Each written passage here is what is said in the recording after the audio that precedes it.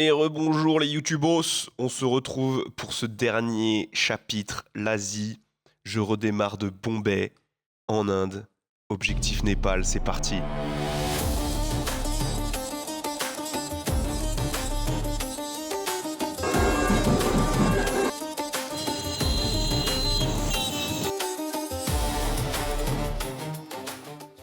Et dès le début, on attaque, il n'y a pas le time.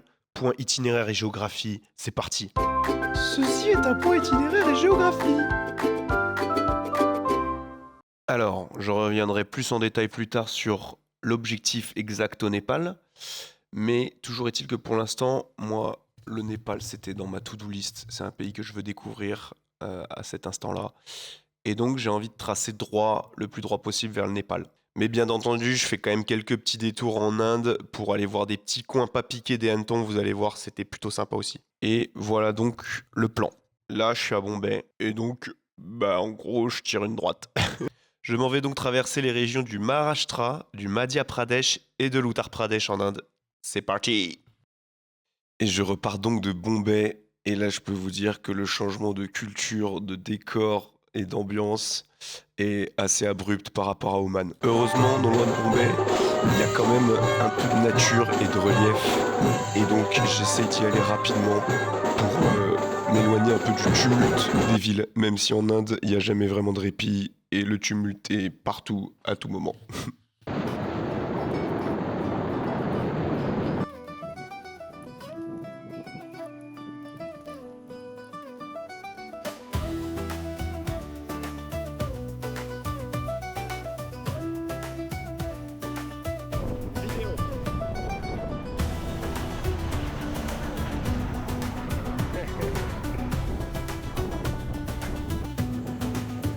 Et d'ailleurs, le tumulte, il va pas être qu'à l'extérieur, il va être aussi à l'intérieur, plus exactement dans le bide, puisque je chope très rapidement la tourista, bien entendu.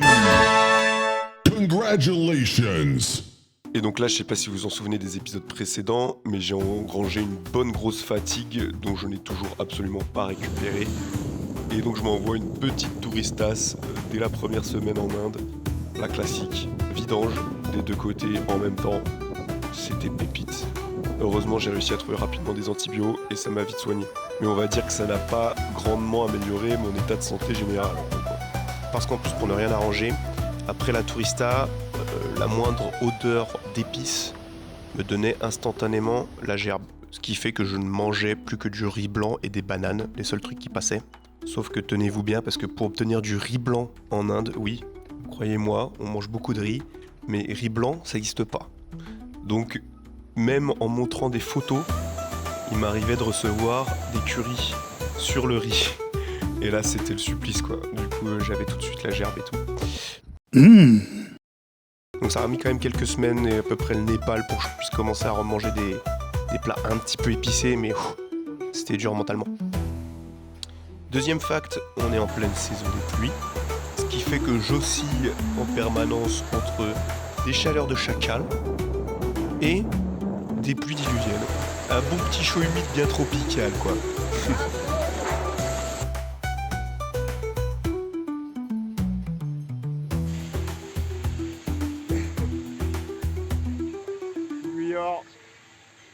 Avec les poteaux.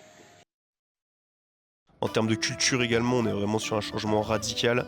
Alors au niveau de la richesse historique et culturelle, je crois qu'il n'y a pas photo, j'aurais pas trop de mal à dire que c'est le pays le plus incroyable que j'ai visité.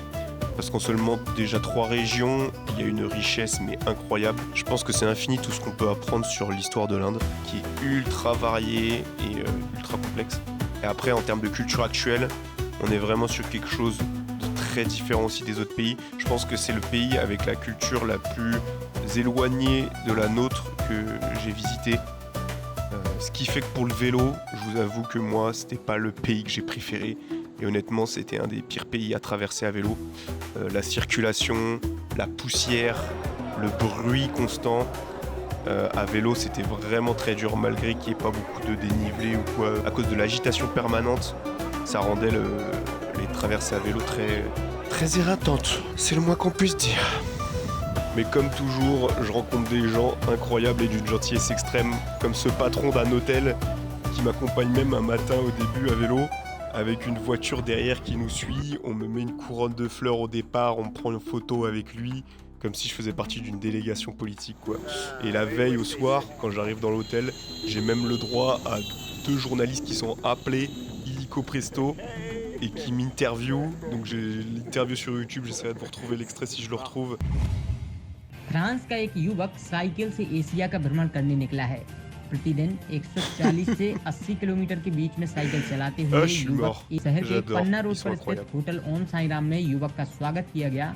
यहाँ युवक ने होटल के खाने और En tout cas, hotel c'est संचालक incroyable. कमल Moi, je me Agarwal marre की जमकर et तारीफ ils की। sont trop gentils. अल्प Et ce qui est विश्राम bien, के c'est que बाद les Indiens, hotel ils sont ओम pas साई du राम tout के dans संचालक l'excès कमल non plus. अग्रवाल उन्हें स्वयं साइकिल C'est des चलाते moments हुए assez शहर की inoubliables. सीमा तक Bon, et mine de rien, je continue, j'avance bien, malgré le peu d'énergie. Notamment, je finis un jour dans un village très pauvre par trouver un médecin parce que j'arrive plus à tenir debout ni à mettre un pédale. Il me prend la tension avec la jauge à mercure à l'ancienne, etc. Bon, il me dit que j'ai plus de tension. Donc il me donne des sachets de réhydratation, etc. Là, je comprends quand même que du coup, en fait, j'ai une grosse fatigue. Mais j'arrive quand même à la frontière népalaise. Et ouais, et ça, franchement, ça fait un baume au cœur. Incroyable. Je m'apprête à rentrer dans l'un des pays de mes rêves. Congratulations! Et j'ai un plan en tête depuis déjà 2-3 semaines là. C'est pour ça que je suis encore plus impatient d'arriver au Népal. Je vous explique ce que c'est. C'est parti. Alors si clairement j'ai bien un objectif en tête en passant par le Népal, c'est de passer un col de haute montagne à vélo. Ça, c'est l'idée que j'ai en tête et je veux trouver un endroit où je peux faire ça. Et donc, je commence un peu à repérer sur Google Maps, voir s'il y a des endroits où je pourrais passer qui se font un peu avec un vélo, quoi. Et donc, en fait, la première chose qui me saute un peu aux yeux en regardant les alentours de Katmandou et notamment les zones montagneuses, c'est ces 2 routes-là qui semblent partir un peu vers les mêmes montagnes, mais qui ne se rejoignent pas. Et je me dis, est-ce qu'il n'y aurait pas possibilité de joindre ces 2 routes? Putain, en zoomant bien, elles sont presque raccordées, quoi. C'est dommage, il manque un tout petit truc. Ah bah tiens, si je check le relief, il y a pile un col entre les 2. C'est intéressant, ça. Bon, en gros, vous l'aurez compris, après quelques petites recherches, je tombe sur ce fameux Torong-là, le col de Torong, à 5416 mètres d'altitude. Et je vois qu'il y a un chemin de rando, en fait, qui passe le col. Et je tombe également sur 2 personnes qui l'ont déjà fait à vélo, de l'est vers l'ouest. Sauf que moi, j'arrive depuis la frontière indienne et je vais arriver donc par l'ouest et j'aimerais aller à Katmandou. Donc faire le col d'ouest en est. Mais je me dis, ça peut être cool, ça pourrait être une première. Je sais pas si quelqu'un l'a déjà fait dans ce sens-là, à vélo. Et vous allez voir, ça sera sa petite importance. Mais je pars là-dessus, donc je passe par Pokhara. Et l'objectif après, c'est d'aller m'enfoncer dans la vallée à l'ouest pour ressortir à l'est et finir sur Katmandou. C'est parti pour ce projet. Et donc premier objectif, faire une petite escale à Pokhara, qui est très connu au Népal pour son cadre de vie, et d'ailleurs un peu européanisé, parce qu'il y a beaucoup de touristes qui y passent, et donc il y a un beau lac. Mais moi j'y vais pour faire le plein de matériel, donc acheter un sac à dos, parce que je vais devoir délester mon vélo vu que les chemins sont pourris, et me reposer un petit peu éventuellement, et retrouver de la nourriture pas trop épicée vu que mon bide n'est pas encore ultra au point. Mais avant d'arriver à Pokhara, il y a déjà des cols en fait, parce que on part de l'Inde qui est toute plate et très basse, et on arrive d'un coup d'un seul sur la chaîne de l'Himalaya, et les montagnes se dressent d'un coup, vraiment comme des remparts, c'est assez impressionnant quand on arrive. Et donc je démarre mes premiers cols sous une chaleur tropicale, et donc je perds pas mal de flotte dès le début, clairement. Je crois que j'ai jamais autant sué. Toutes les 20 minutes, littéralement, je m'arrête pour essorer ce que vous voyez à l'écran de sueur. Ce qui me permet de préparer au mieux le col qui m'attend à 5416 mètres d'altitude, frais comme un gardon.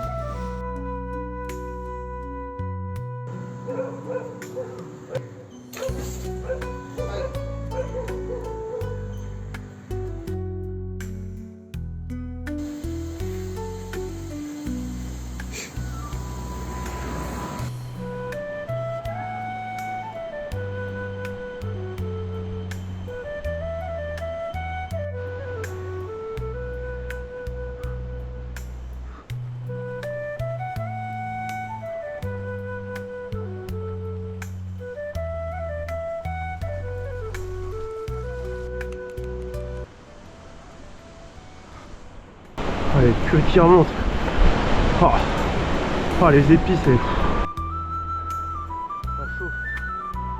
Bon, alors l'ambiance avec la petite flûte c'est sympa, mais en réalité, le Népal à la saison des pluies, je me rends vite compte que c'est plutôt cette ambiance en fait.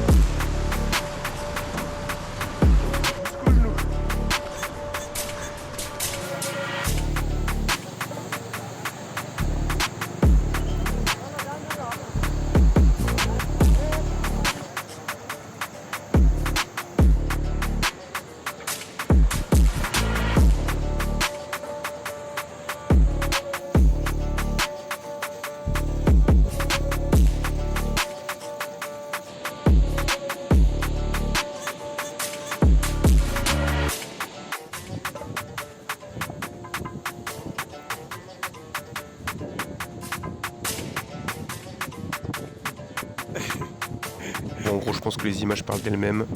Les routes s'effondrent totalement. Il y a des glissements de terrain partout. Les gens sont obligés de marcher, d'abandonner leur voiture. Il y a des pierres qui tombent toutes les 5 minutes. Et les gens couvrent leur tête avec leur sac. Et moi, j'essaie de courir avec mon vélo dans les mains. Voilà un peu l'ambiance. Good thing is that now that I've crossed the tricky parts, all the buses are stopped and the cars are stopped down there. I'm almost alone on the road, so this is pretty nice, but it is very steep. I'm dead. Et l'avantage, encore une fois, c'est qu'avec mon petit vélo, moi j'arrive à me frayer un chemin dans ces fonds de vallée complètement détruits par les moussons. Et j'arrive sur les premières hauteurs où je peux faire un premier camping dans une espèce de végétation un peu type Vosges ou moyenne montagne européenne. Donc assez humide mais plutôt très sympa pour camper. Et à partir du lendemain, ça y est, on y est. Les paysages dont je rêvais tant commencent à se dévoiler gentiment et on arrive dans des vallées incroyables. Et là, je sais pas si c'est la composition de l'air ou quoi, mais les couleurs m'apparaissent en contraste x 10 000. C'est saisissant tellement le bleu du ciel est vif et toutes les couleurs des montagnes ressortent. C'est fou. Bon, et bien entendu, ça ne transparaît pas trop à la caméra, je trouve. En plus, là, c'est avec le téléphone, donc c'est pas fou. Mais bref, je m'engage dans cette vallée où j'arrête pas d'aller d'émerveillement en émerveillement, c'est incroyable. Je me sens même pas pédaler malgré l'altitude et je sens que mon souffle est quand même assez court. Mais c'est tellement beau que je suis subjugué, clairement, voilà, y a pas d'autre mot. Et j'entame enfin mon virage à droite pour arriver à Muktinath, le dernier village avant le col. Et donc là, j'entame une ascension encore plus belle, quoi.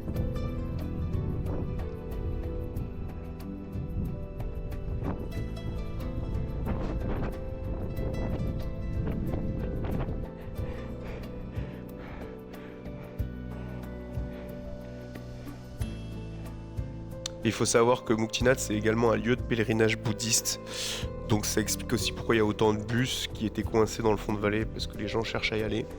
Mais bref, moi j'arrive là tout seul à vélo, et je suis vraiment immergé complètement dans la culture bouddhiste népalaise. Et voilà, c'est incroyable, je suis un homme apaisé désormais, on peut le dire. Bon, et donc là, l'objectif, c'est désormais de prendre un petit peu de repos, pas trop traîner non plus, parce qu'il faut que j'arrive assez rapidement à Katmandou, et également de m'acclimater le plus rapidement possible pour franchir le col, sachant que j'allais vous dire que le fait que je le fasse en sens inverse du sens habituel avait sa petite importance. Parce qu'en fait, après Muktinath, il reste beaucoup de dénivelé, trop pour le faire en une journée, et il n'y a plus de village. Donc je vais devoir camper une nuit, car je calcule qu'il me faut encore au moins 2 nuits avant d'atteindre le col et de passer de l'autre côté. Et il y a un refuge gardé, on va dire, la première nuit. Cependant, il n'y a plus rien près, donc ce qui veut dire que la nuit d'après, je dois camper. Et il faut que je trouve un endroit pour camper à haute altitude, sachant que je sais pas si je peux tenir le froid. Je repère quand même 2 petites cabanes en tôle sur le chemin avec Google Satellite. Et on me dit effectivement qu'il y a 2 espèces d'abris en tôle où peut-être qu'éventuellement je peux dormir. Donc je pars là-dessus comme objectif. Après l'objectif intermédiaire qui est de dormir dans le petit hostel supplémentaire après Muktinat. Un avantage tout de même que j'ai à faire l'ascension en sens inverse, c'est que je croise les randonneurs qui viennent de passer le col. Et donc, à Muktinat, j'en croise quelques-uns qui me donnent des conseils.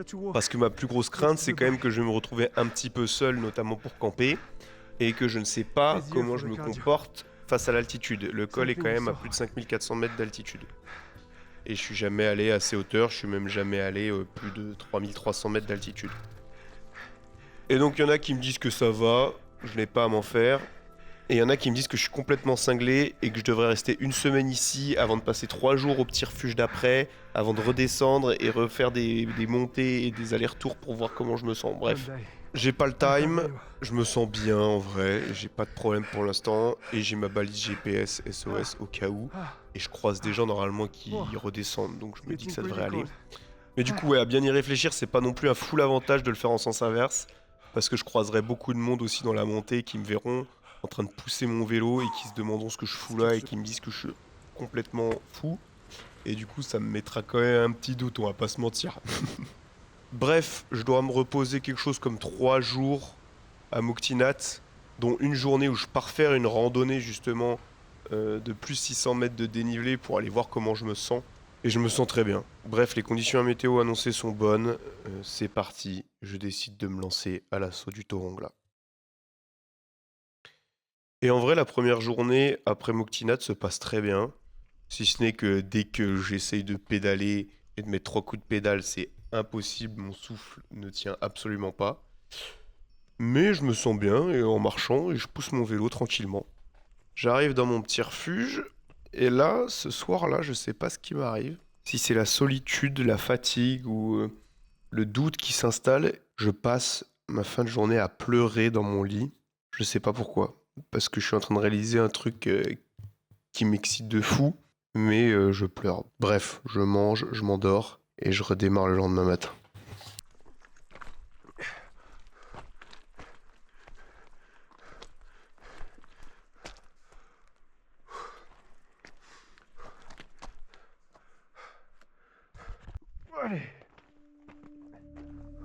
Le chemin devient de plus en plus difficile et je suis obligé de m'arrêter toutes les 30 secondes, 1 minute pour reprendre mon souffle.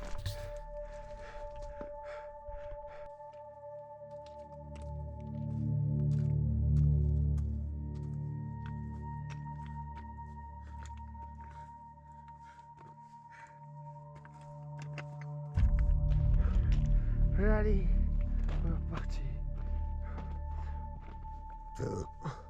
Sympa pour la vidéo.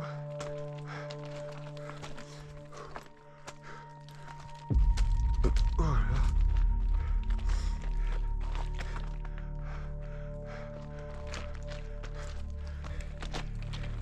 Qu'est-ce que je fous là, moi? Putain. Non, je te jure. Quel temps radieux. Non mais je comprends pas qu'ils aient pas encore goudronné la voie quoi. Franchement, ils pourraient faire un effort. C'est inadmissible.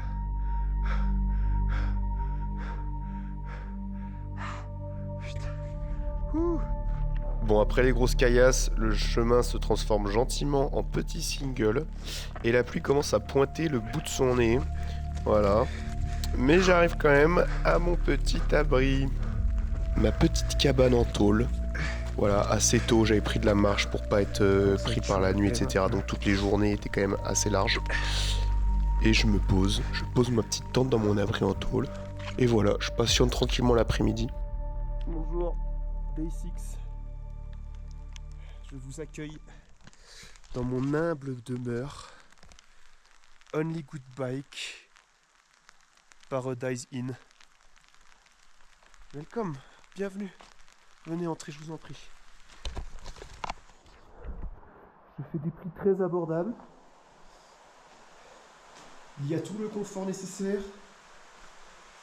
Un petit réchaud. De la nourriture à profusion. Une magnifique tente pour passer des nuits de rêve. Un vélo pour monter. C'est peut-être une connerie, mais bon, on verra. Et voilà, que demander de plus? C'est paradis. So, don't hesitate to call me. If you want to stay here, you can stay as long as you want. And I will be happy to host you. See you. Bye bye.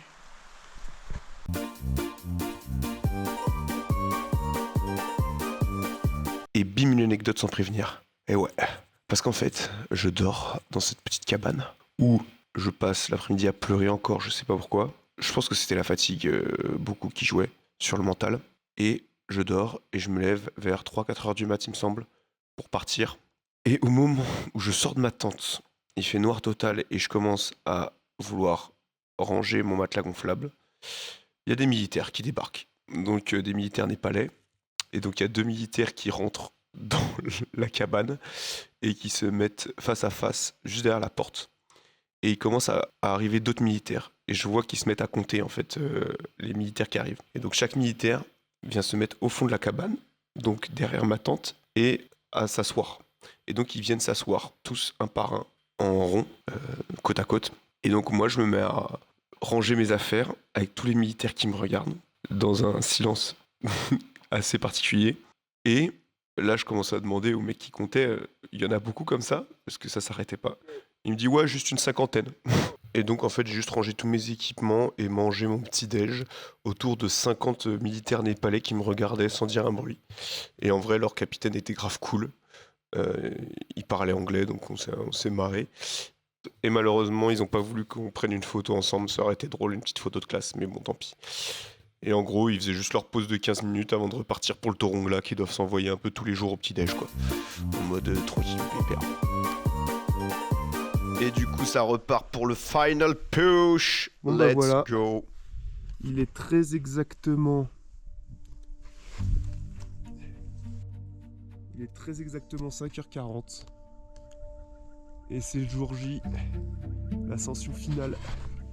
Je quitte mon magnifique lodge. Et on est parti. Let's go défoncer ce putain de passe, mon pote. On va le défoncer, mon gars. Je suis trop chaud là.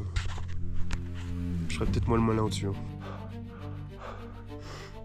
Ah, j'ai fait 20 mètres. C'est déjà chaud là. Il faut que mon corps il s'habitue parce que faut vraiment que j'y aille tout doucement. J'ai le time. Si je rush, c'est mort. Si je rush, je suis foutu. 20 mètres puis 20 mètres. Et ça va le faire. Allez. Ça c'est Redas ça. Putain.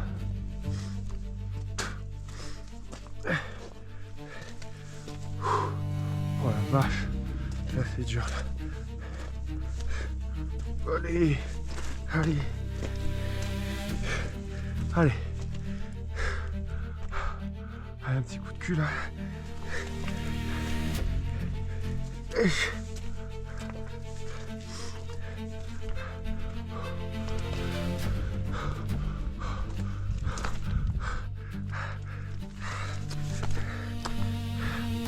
Ah putain, le nuage. Le petit abri, il est là-bas. Putain, c'est raide. Ah, j'ai envie que ça se découvre. Là, on voit les montagnes au fond, mais pas encore découvert. Au niveau timing, il est 6h30. Je suis à... Je suis à 4900 mètres. Ça va. Juste là, j'ai pas de mal. Juste un peu... Ouais, un peu la gerbe, mais ça va ça. Et je suis dans les temps quoi, je suis tranquille. Mais c'est super dur et j'ai froid. Fais voir ma tronche. Oh là là. Oh c'est... Oh, c'est magnifique. Ah, c'est magique ça. Ça c'est à garder dans les archives. Il y a un peu de ciel bleu qui apparaît. J'espère que ça va se dégager. Ils mettent la météo. Le dernier check météo que j'ai fait avec la balise, ils mettaient midi, 14, vers 10h midi. Il y aura peut-être peu de nuages. Donc ce serait cool qu'il ait la vue. Pour l'instant c'est un peu encore encombré. Je fais une petite pause là. Et après je repars. Allez, petit challenge débile. C'est un tout petit peu plus plat. On va essayer de le faire un peu à vélo. Ça fait longtemps que j'en ai pas fait. Ça commence à me manquer un peu. Oh oui. Je fais du vélo, dis donc. Ça m'avait manqué. Je peux pas. Je peux pas continuer, c'est trop dur.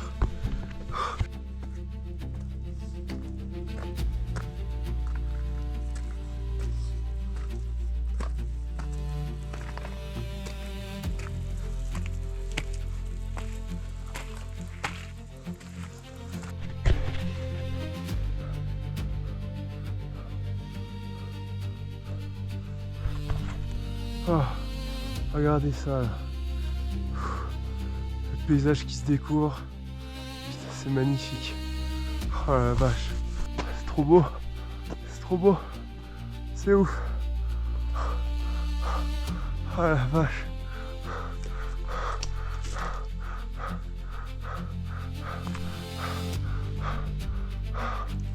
Oh la vache.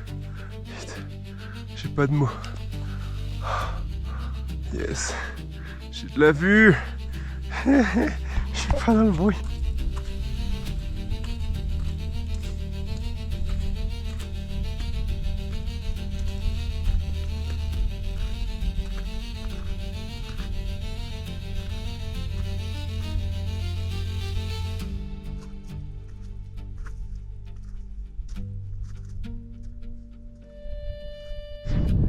Les poteaux militaires qui redescendent là-bas.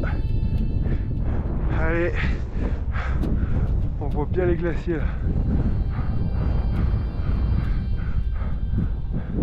Et celui-là, putain, il est ouf ce pic. Il est magnifique. Genre c'est taillé, mais c'est ouf. Allez, one last big push.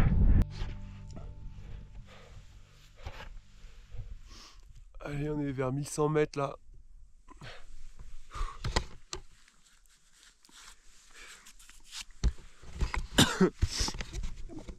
Ça va, faut juste que je prenne le time, mais en vrai ça va. Tout petit mal de crâne, il est passé. Donc ça va, je suis bien. Il y a un nuage qui passe par contre, ça saoule, j'espère que ça va se dégager. Putain, je pensais pas finir dans un pierrier comme ça. Ah la vache. Je sais pas si on voit le poteau au loin, mais je le vois. Ah. Cool.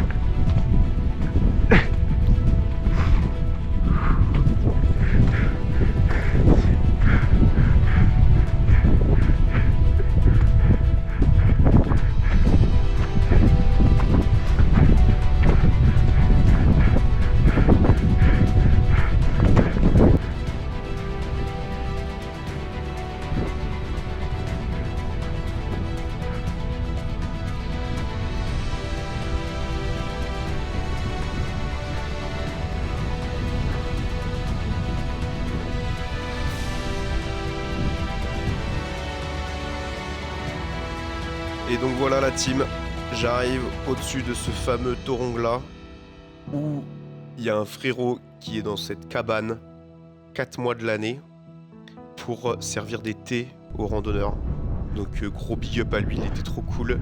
Et franchement j'étais impressionné par ce gars, incroyable, avec une bonne humeur énorme. Et du coup c'est pas tout, mais il faut redescendre de l'autre côté. Eh oui. Et donc moi qui étais stressé par le mal des montagnes vu que j'étais tout seul et que je savais pas comment j'allais me comporter durant l'ascension, et ben au final c'est la descente qui va me faire le plus mal. Et je pense que c'est en partie dû à cause du vélo qui me fait faire une descente assez rapide. Je me retrouve avec un mal de crâne énorme très rapidement. J'ai également la gerbe et je sais pas si vous vous rappelez l'état de fatigue que je traîne depuis l'Iran. mais j'ai toujours pas récupéré bien entendu, mais ça je le sais pas et donc je suis quand même très très fatigué. Surtout après l'ascension que je viens de faire. C'est la redescente qui fait mal à la tête. Ça c'est de la bonne ride ça.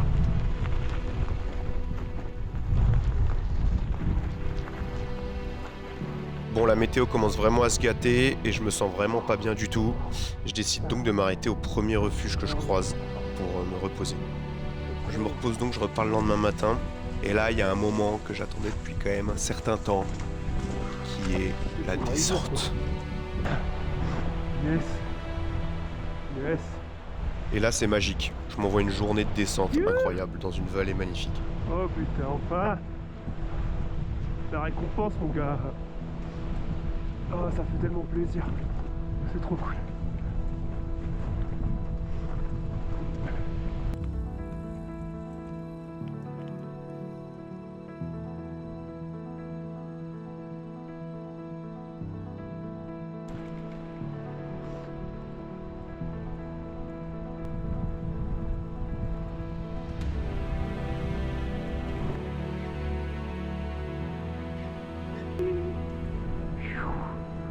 Oh là là, c'est... You!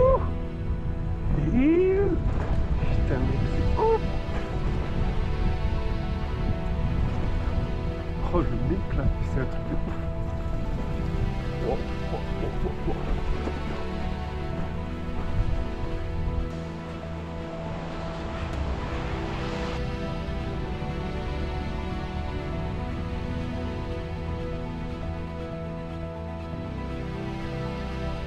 C'est bon, la vallée s'élargit, je suis arrivé, je suis en bas, je peux souffler un peu.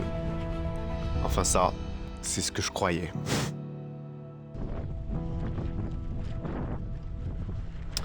Après 2-3 belles routes, bien gravel, bien roulantes, c'est comme si j'avais oublié le début de ma première vallée.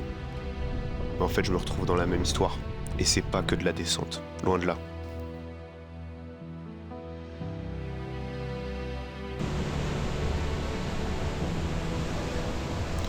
Donc là, en fait, c'est un peu la même erreur dans ma tête que je pense les alpinistes ou autres qui débutent et qui croient qu'une fois arrivés au sommet, ils ont terminé et ils ont fait le plus dur.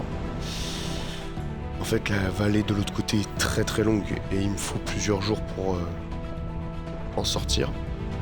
Et vu comment les vallées sont défoncées, la route ne fait pas du tout que descendre en fait. Je passe mon temps à descendre et après à remonter à flanc de vallée. Et donc en fait je ne fais que descendre et remonter tous les jours. Moi qui mentalement m'attendais à avoir une énorme descente jusqu'à Katmandou presque. Et donc on arrive à ce fameux jour où je suis plus très loin de sortir de la vallée. Mais je suis dans une fatigue extrême.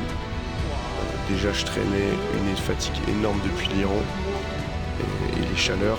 Et j'avais jamais vraiment récupéré à fond. Et là, toute l'énergie, je pense physique et aussi nerveuse que j'ai mis dans la montée, puis dans cette descente qui en fait n'était pas du tout que de la descente, j'arrive à une journée où je peux plus, absolument plus avancer. Je me rappelle, c'est l'après-midi, les kilomètres semblent interminables et j'espère arriver à un village à tout prix, mais il n'y a pas de village. Et là, c'est un peu la descente aux enfers dans ma tête. Le village n'arrive jamais.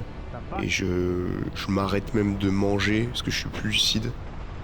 Et je bois presque plus. Je veux juste arriver à un village. Et je finis dans un effort qui me semble éternel par arriver à 400 mètres littéralement de ce village. Et j'arrive à 400 mètres et là il y a ça devant moi. Eh ben non, désolé, j'ai pas d'image.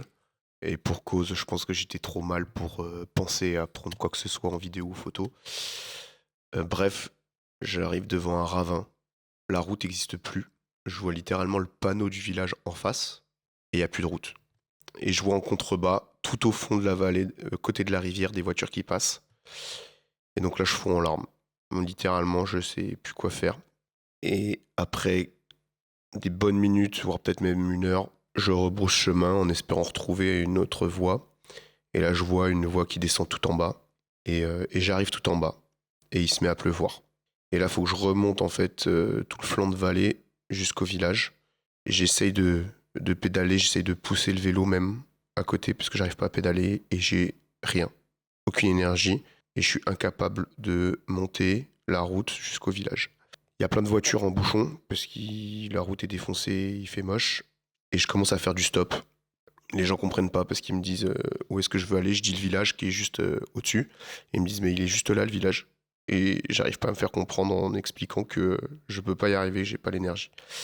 Bref, j'arrive quand même à trouver 2 personnes qui me prennent dans un pick-up et m'amènent au village où je trouve un restaurant qui me met dans une chambre.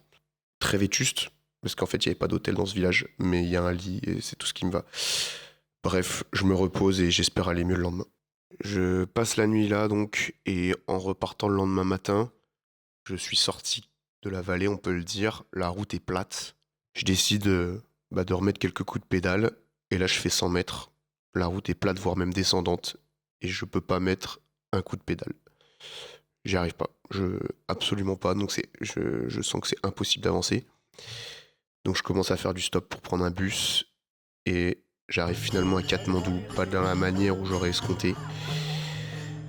Mais j'ai aucun autre moyen, là je suis totalement bloqué et l'idée c'est de me reposer à Katmandou. Et donc là, c'est le moment, je pense, le plus dur du voyage, dans le sens où je suis à Katmandou. Il y a la Birmanie devant moi qui est fermée, donc je peux pas y passer.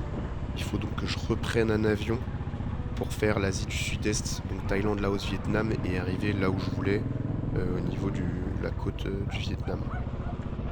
Et donc là, mentalement, j'ai plus rien et j'ai plus aucune envie de continuer. C'est la seule fois où ça m'est arrivé du voyage. Heureusement, j'ai mes amis en France qui me remontent le moral, qui me disent notamment que eux ils sont dans un bureau et donc il faut absolument que je finisse ça. Et je suis accueilli par Douchian et ses amis à Katmandou qui font partie d'une association cycliste. Je passe des moments incroyables à me reposer à Katmandou, ils me font visiter, on va manger, c'est juste génial.